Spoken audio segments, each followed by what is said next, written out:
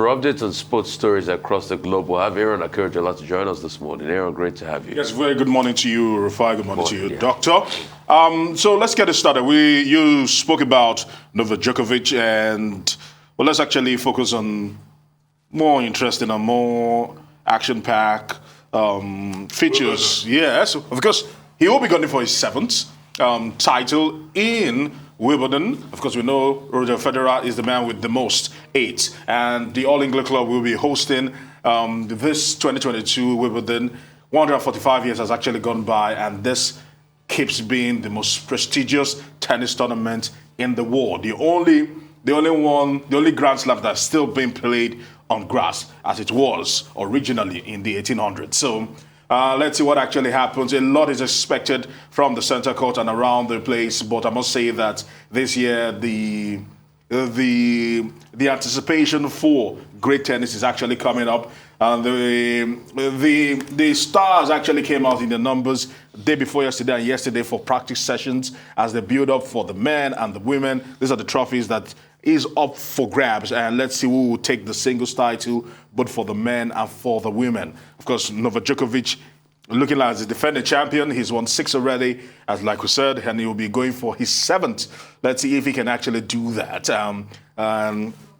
Certainly, the likes of Rafa Nadal will be throwing spanners into the works. But later on today, like you mentioned, later this afternoon, tea time, we're going to be having Djokovic again, San Juan, of course, Andy Murray will also be in action, Emma Raducanu also be in action. And she said that this is why she actually started tennis in the first place, to be at the SW19 to play tennis. But let's talk about some of the guys that dominated the grass court season. Tsitsipas, Kvitova, Taylor Fritz, Caroline Garcia, Berrettini. Some of these guys are the dark horses going into this particular Wimbledon. And let's see what happens. It begins today in earnest. Now, away from that, the Super Falcons yesterday were treated to a farewell dinner by the president of the Nigeria Football Federation and giving them the 5-star treatment before they departed to Morocco. The Super Falcons are on the precipice of greatness. They actually are the most successful team on the continent, having won 9 titles, and they're gunning for their 10th in 12. And no one can put it past the Super Falcons because they still remain the team to beat. And their very first game is against the Bayanas of South Africa. Aisha Falade will be leading the delegation to Morocco.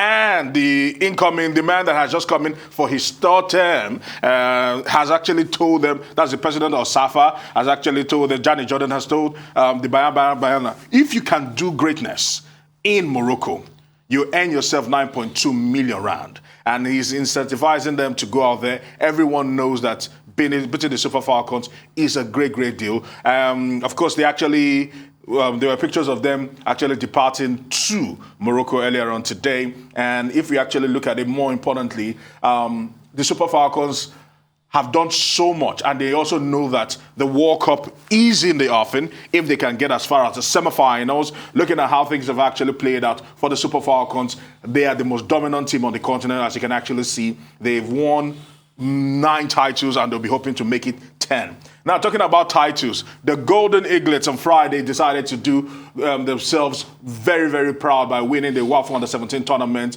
beating Burkina Faso 2-1. And once again, they are celebrating because they know that they've also qualified for the World Cup. Because if you look at the World Cup standards right now, the Under-17 team, Nigeria also is the most successful Under-17 team in the world, not just in Africa, having won 5 titles, because they are in Group B alongside Germany, Chile, and New Zealand for the World Cup in India. Away from that, talking about the man who actually went to this tournament, won this tournament, right now, the highest paid, the biggest signing and the most expensive signing for Nottingham Forest, Taiwo Awoniyi, was unveiled yesterday. And it's delighting the fans because he knows where the back of the net is. He scored a flurry of goals for Union Berlin and is coming in.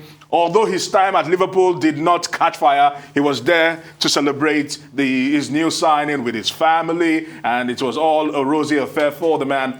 But he knows it will be rubber meets the road when the Premier League begins in August. For now, preseason is about to kick off, and we are hoping and wishing Taiwo Awoniyi all the best. he looks set for greatness. Now let's talk about basketball. Right now, Igochemak has actually, first of all, commended the federal government and President Muhammadu Buhari for rescinding the ban on international basketball. But everyone seems to be asking the major question. So you see, my sources were right. True. My sources were right. True. As regards that. At you what? see that my sources were but the right. question is this: at what cost? I understand we'll have to go, but the decision on the Nigerian Basketball Federation is too late. It's too late. Bad. Too late. At what cost? That's the question that Igochemak is asking. At what cost? The Tigers won't be able to go to Australia in September. Yeah. They have since been replaced by the Malians. Yes. Okay. A lot of a lot to unpack there, but there is no time. And congratulations to the Golden Eaglets. You've already praised them enough.